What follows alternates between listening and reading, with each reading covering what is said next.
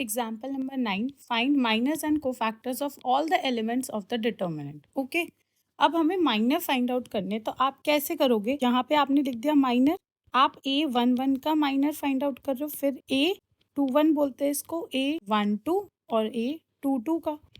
Basically जो term होती है उसी को ही आप क्या करते हो, बेसिकली जो टर्म होती है उसी की ही रो और उसी की ही कॉलम को हाइड करके जो बचा हुआ एलिमेंट होता है उसका डिटर्मिनेंट निकालते हो। Therefore the answer will be 3। Similarly अब आप 4 की रो और कॉलम को हाइड करोगे तो आपके पास बचेगा -2। अब आप -2 को हाइड करोगे तो आपके पास बचेगा 4, और ऐसे ही जब आप 3 को हाइड करोगे आपके पास बचेगा 1।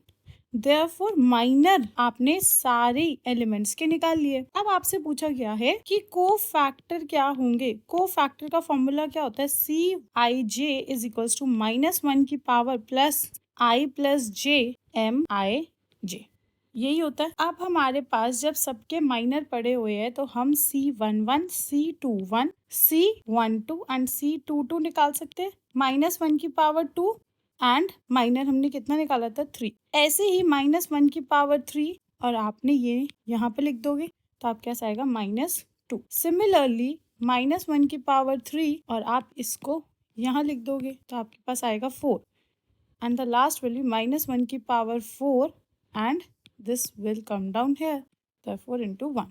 तो आपके पास सबके फाइनल आंसर्स आएंगे। -1 का स्क्वायर 1 इंटू 3 विल बी 3, -1 का cube will be -1 into -2 will be 2, -1 into 4 will be -4, 1 into 1 will be 1। ऐसे आपने सबका माइनर और कोफैक्टर निकाल लो।